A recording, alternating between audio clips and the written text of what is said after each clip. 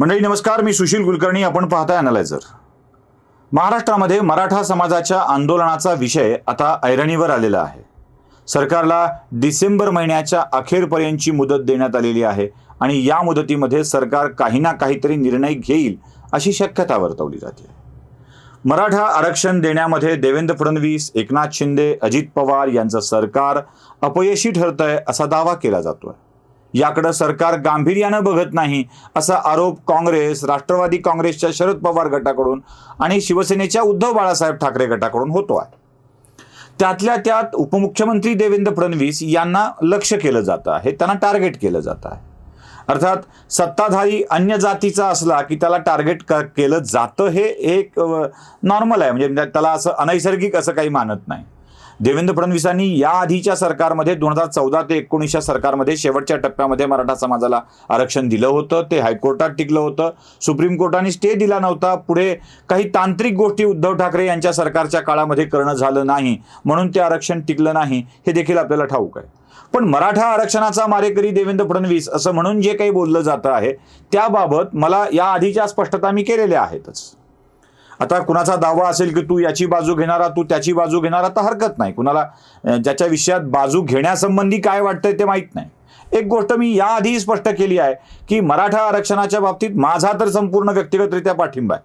अॅनालायझरने अशा स्वरूपाचं आरक्षण देण्याला कधी आक्षेप घेतला नाही आणि आक्षेप घेण्याचं कारण नाही. उलट सरकारकडेही पुन्हा पुन्हा मागणी केली आहे अॅनालायझरच्या व्यासपीठावरून की मराठा समाजाच्या आरक्षणाचा निर्णय घेतला पाहिजे. कारण वर्षानुवर्षापासून त्याच एका सामाजिक स्थितीमध्ये आपण जगतो, तसं होत नाही. ज्यांच्या 50-50 एकर जमिनी होत्या त्यांच्या कुटुंबामध्ये पिढ्याच्या वाटणीमध्ये त्या आता 4-5 एकरावर आलेल्या आहेत. मूळचा जमीनदार शेतमजूर होण्याची वेळ आलेली आहे. अशा स्थितीमध्ये बदललेल्या आर्थिक स्थितीत विचार करणं आवश्यक आहे. मला वाटतं विलासरावांनी सुद्धा जातीच्या आधारावरती आरक्षण देण्यापेक्षा आर्थिक निकषावर आरक्षण देण्याची बाजू लावून धरली होती. विलासराव देशमुखांचा तो व्हिडिओ मी तुम्हाला ऐकवतोय. परंतु जेव्हा एक जाती निहाय रिझर्वेशन देण्याचा जेव्हा प्रश्न येतो तेव्हा हा संघर्ष हा सतत भविष्यामध्ये सुद्धा राहणारच. आणि म्हणून आर्थिक निकषावर आधारित जर आपण सर्वांना सवलती देण्याचा जर विचार जर केला तर मग लोक आपली स्वतःची जात शोधण्याचा प्रयत्न करणार नाही. ऐकलात? आता विलासरावांचा हा व्हिडिओ ऐकल्यानंतर त्यांना आपण काय बोलायचं? जी भूमिका आपण घेतो की सामाजिक स्थित्यंतर होत आहे, बदल होत आहेत, जो एकेकाळचा गर्भश्रीमंत समाज होता तो आता गरिबीच्या खाईमध्ये लोटला जातो आहे, अशा वेळी असे बदल करणं आवश्यक ठरतं आणि खास करून आर्थिक निकष लावणं आवश्यक ठरतं. तोच एक मुद्दा आपण लावून धरला होता. आता मराठा समाजाच्या आरक्षणाला कोणताही विरोध असण्याचं कारण नाही, जरांगेंच्या भूमिकेला विरोध असण्याचं कारण नाही, उलट समर्थनच आहे. असा कोणीतरी एक योद्धा मराठा समाजाच्या मधून निर्माण झाला ज्यानं हा विषय लावून धरला, त्याबाबत आश्चर्य आहे. आता एक योद्धा निर्माण झाला असं म्हणताना बाकीच्या योद्ध्यांचं काय, ज्यांच्यावर विसंबून मराठा समाजानं आपली सर्व शक्ती त्यांच्या मागे उभी केली होती. जरा मराठा समाजामधले किती मुख्यमंत्री झाले ते तपासणं आवश्यक आहे. यातले PK सावंत एक अल्पकाळ मुख्यमंत्री सोडले तर जवळपास मोठे 11 मुख्यमंत्री मराठा समाजाचे या महाराष्ट्राला मिळालेले आहेत. सगळ्यात पहिल्यांदा यशवंतराव चव्हाणांची कारकीर्द 1 मे 1960 ते 19 नोव्हेंबर 1962 एवढ्या कालखंडामध्ये होती. यशवंतराव चव्हाण एक असं वादातीत व्यक्तिमत्व आहे ज्यांच्याविषयी कधी कोणी शंका घेत नाही. अर्थात तो महाराष्ट्राच्या पुनरुभारणीचा काळ होता, महाराष्ट्राच्या नवनिर्मितीचा काळ होता. त्यामुळे यशवंतरावांच्या एकूण कारकीर्द ही महाराष्ट्राच्या निर्मितीच्या आनंदात गेलेली होती. त्यामुळे त्यांच्याविषयी अपेक्षा व्यक्त करून त्यांनी काही नाही केलं असं म्हणणं देखील गैर ठरेल. उलट मी तर असं म्हणेल की यशवंतरावांनी पुढच्या मराठा पुढाऱ्यांच्या, पुढच्या मराठा मुख्यमंत्र्यांची री न ओढता स्वतः आपणच वेगवेगळे नेतृत्व उभा करण्याचं काम केलं होतं. यशवंतरावांचे मानसपुत्र शरद पवार यांना त्यांनी उभं केलं होतं, ते चव्हाण घरातले नव्हते, हे इथे उल्लेखनीय आहे. पुढचे महाराष्ट्राचे मुख्यमंत्री वसंतदादा पाटील यांचा कार्यकाळ जरा तपासून बघणं आवश्यक आहे. 17 मे 1977 ते 5 मार्च 1978 हा त्यांचा पहिला मुख्यमंत्रीपदाचा कालावधी.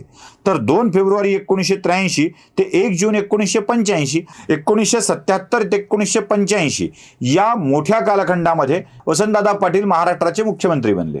या काळामध्ये मराठा आरक्षणाच्या संबंधीच्या काही घटना घडामोडी घडल्या का? किती मराठा समाजाच्या मुलाला वसंतदादा पाटलांच्याकडून मोठं केलं गेलं. उलट आपल्या पुत्राचं राजकारण नीट व्हावं, आपल्या पत्नीला आमदारकी मिळावी यासाठी वसंतदादाचा कालखंड बऱ्यापैकी गेलेला आहे. त्यानंतरचे एक मोठे नेतृत्व काँग्रेसच्या काळामध्ये झालं ते म्हणजे शंकरराव चव्हाणांचं.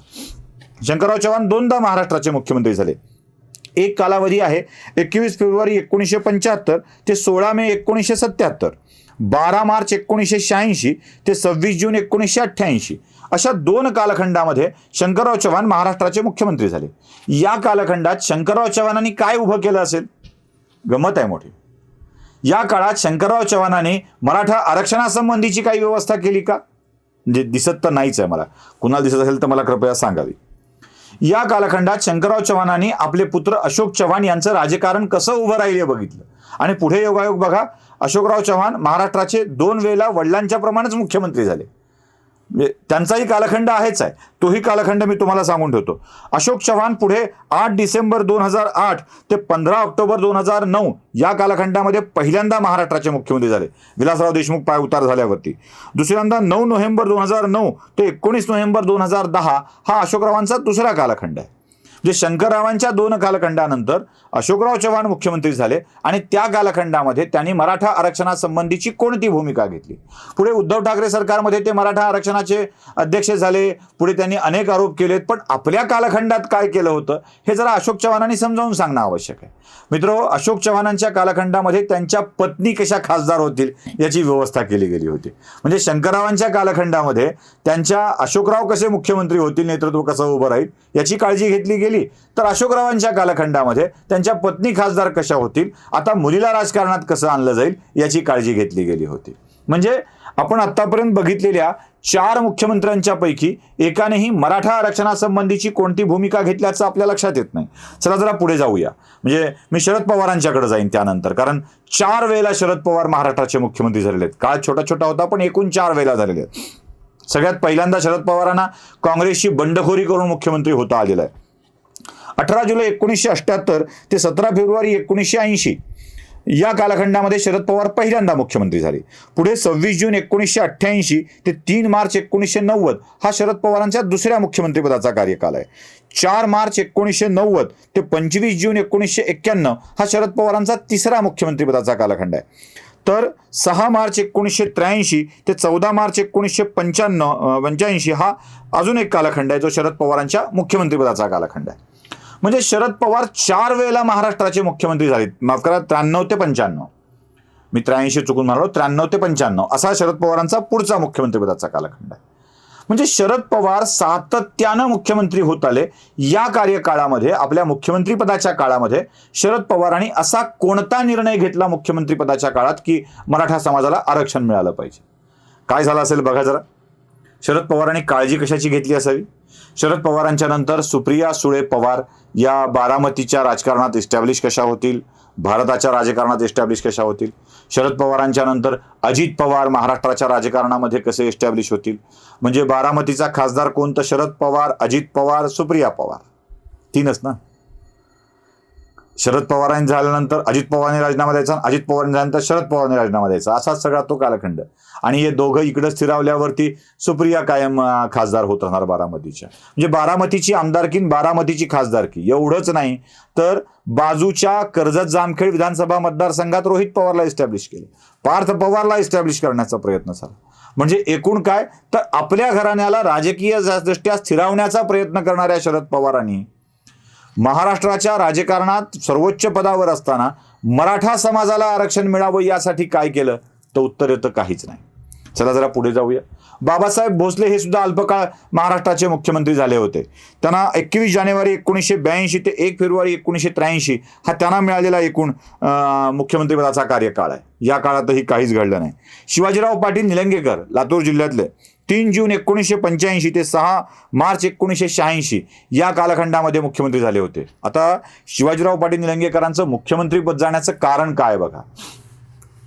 मराठा समाजाला आरक्षण मिळावं की न मिळावं हा भाग वेगळा, पण चांगले मार्क मिळून आपल्या पोरीला MBBSची सीट मिळावी यासाठी त्यांनी काहीतरी प्रयत्न केले आणि त्यात त्यांच्या मुख्यमंत्रीपदाचा बळी गेला. म्हणजे इथेही पुन्हा कुटुंब कल्याण, म्हणजे कुटुंब कल्याण मंत्रीच, मुख्यमंत्री हा कुटुंब कल्याण मंत्री असतो की काय, असा प्रश्न आपल्या सगळ्यांना पडतो. शिवाजीराव पाटील निलंगेकरांच्या नंतर नारायण राणे आणखी एक नाव आहे की जे मराठा मुख्यमंत्री झाले. 1 फेब्रुवारी 1999 ते 17 ऑक्टोबर 1999 या कालखंडामध्ये नारायण राणे राज्याचे मुख्यमंत्री झालेले होते. आणि या कार्यकाळात नारायण राणे यांच्या दोन्ही पुत्राच्या राजकीय उदयाची चिंता करण्यात आली. अर्थात पुढे झाला तो, पण ते त्यांची मुलं पुढे राजकारणामध्ये आले. विलासराव देशमुख एक आणखी मोठं नाव, जे 2 वेळेला शरद पवारांच्या पेक्षा अधिक कार्यकाळ ज्यांचा मुख्यमंत्रीपदाचा आहे, ते आमच्या लातूर जिल्ह्यातले विलासराव देशमुख. 18 ऑक्टोबर 1999 ते 16 जानेवारी 2003 हा पहिला विलासरावांचा कार्यकाळ आहे. तर 1 नोव्हेंबर 2004 ते 4 डिसेंबर 2008 हा विलासरावांचा दुसरा कालखंड आहे. एकूण बेरीज केल्यावर ते शरद पवारांच्या 4 मुख्यमंत्रीपदाच्या कार्यकाळापेक्षा सुद्धा अधिकचा कार्यकाळ मुख्यमंत्री म्हणून उपभोगतात. हे विशेष आहे. या काळात काय झालं असेल? विलासराव देशमुखांनी मराठा समाजाला आरक्षण देण्यासंबंधी काही भूमिका घेण्याच्या पेक्षा आर्थिक निकषावर आरक्षण घेण्याची भूमिका मांडली. आणि इथेही कुटुंब कल्याण आहेच आहे. विलासरावांचा मुलगा अमित विलासराव देशमुख आमदार झाले, मंत्री झाले. त्यानंतर विलासरावांचे बंधू दिलीपराव देशमुख आमदार राहिले, विधान परिषदेचे मंत्री पण राहिले राज्यामध्ये. एकदा राज्यमंत्री, एकदा कॅबिनेट मंत्री, एकदा वित्त राज्यमंत्री होते, तर एकदा क्रीडा युवक कल्याण मंत्री होते. त्यानंतर त्यांचे पुत्र आमदार झाले, धीरज देशमुख सुद्धा. म्हणजे एकूण काय तर माझ्या कुटुंबात सगळं राहिलं पाहिजे याची काळजी विलासरावांनी सुद्धा घेतलेली होती. अशोक चव्हाण तर आपण बघितलेले आहेतच. पृथ्वीराज चव्हाण हे एक महाराष्ट्राचे मुख्यमंत्री होऊन गेले होते. त्यांचाही कार्यकाळ आपण बघतोय. या कार्यकाळात सुद्धा पृथ्वीराज चव्हाणांना मराठा आरक्षणासाठीची काय तरतूद करता आली? काहीही नाही. आणि या सगळ्यामध्ये तुमच्या लक्षात येईल की मराठा मुख्यमंत्र्यांनी कोणतीही गोष्ट केली नाही. आणि इथेच खरा राग मराठा समाजाच्या मनामध्ये. या सगळ्या 1-2 अपवाद वगळता सगळ्या मराठा समाजाच्या मुख्यमंत्र्यांच्या वेगवेगळ्या शिक्षण संस्था आहेत. आणि या शिक्षण संस्थांच्या मध्ये मराठा समाजाच्या मुलांना आरक्षण मिळालं का? त्यांना काही करता आलं का? तर अजिबात त्यांनी काही यात केलेलं दिसत नाहीये. आणि इथे खरा मराठा समाजाचा रोष आणि राग दिसतो. हा राग मग निघतो तो फडणवीसांच्यावरती. फडणवीसांनी काय केलं असा प्रश्न विचारला जातो. फडणवीसांचा मुलगा किंवा मुलगी अजूनही राजकारणात येण्याच्या स्थितीमध्ये नाही. फडणवीसांची पत्नी राजकारणात येण्याच्या स्थितीमध्ये नाही. पण मराठा समाजाला आरक्षण देण्यासाठीची भूमिका देवेंद्र फडणवीसांनी घेतली होती. ते ऑफिशियली दिलं होतं, हे विसरून चालणार नाही.